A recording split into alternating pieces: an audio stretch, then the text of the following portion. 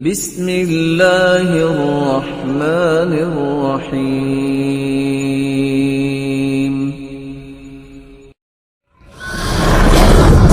مسلمان ہونے کے ناطے سے میں اپنے بھائیوں سے یہ گزارش کروں گا، بڑے ادب سے، سچی محبت وہ ہوتی ہے جو اللہ کے رسول نے کہا ہے اس کو مانا جائے، جس سے روکا ہے اس سے رکا جائے۔ آپ نبوت کے بعد 23 سال زندہ رہے ہیں۔ آپ صلی اللہ علیہ وسلم سوموار کا روزہ رکھا کرتے ہیں۔ پوچھا کہ آپ کیوں رکھتے؟ فرمایا سوموار کو ہی میں پیدا ہوا اور سوموار کو ہی اللہ نے مجھے نبی بنایا، تو میں اللہ کا شکر ادا کرتا ہوں۔ آپ نے اپنی ولادت کا وہ جشن جو لوگ منا رہے ہیں 23 سال میں نہیں منایا۔ نہ اللہ کے رسول کے صحابی کی 2 سال خلافت رہی ابو بکر کی، نہ عمر کی 10 سال خلافت میں، نہ عثمان کی 12 سال خلافت میں، نہ سیدنا علی کی 4 سال خلافت میں، نہ سیدنا حسن کے 6 مہینے تھے، پھر اس کے بعد 20 سالہ سیدنا معاویہ کی حکومت اور خلافت رہی ہے۔ کسی صحابی نے یہ کام نہیں کیا۔ میں اللہ کا واسطہ دے کے آپ کو کہتا ہوں، اگر یہ قرآن میں موجود ہے، اگر دنیا کی کسی حدیث کی کتاب میں اس کی دلیل موجود ہے، مجھے بھی بتائیے گا، میں سب سے آگے آپ کے ساتھ چل کے ان جلوسوں میں بھی شریک ہوں گا، یہ کام بھی کروں گا۔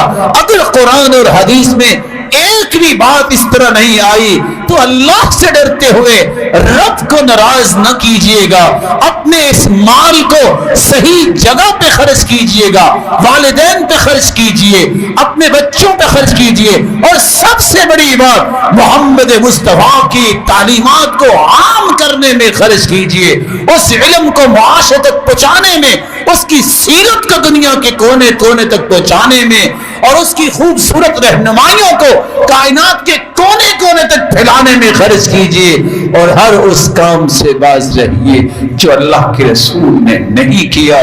بدعت اسی کو کہتے ہیں الفعل المخالف لرسول اللہ، وہ کام کرنا جو اللہ کے رسول نے نہیں کیا۔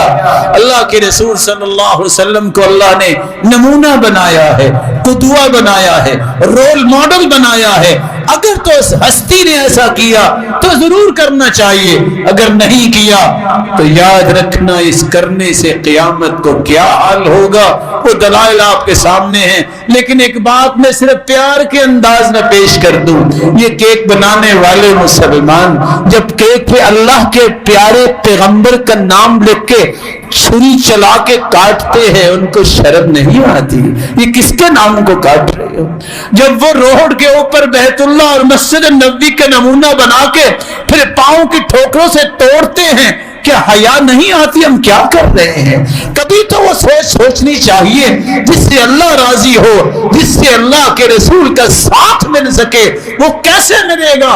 کتاب و سنت کے مطابق زندگی گزارنے سے ملے گا۔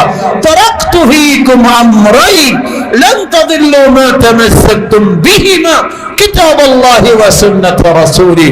اللہ کے رسول نے فرمایا تھا، لوگوں میں 2 چیزیں چھوڑ کے جا رہا ہوں، اس کو تھام لوگے کبھی گمراہ نہیں ہوگے۔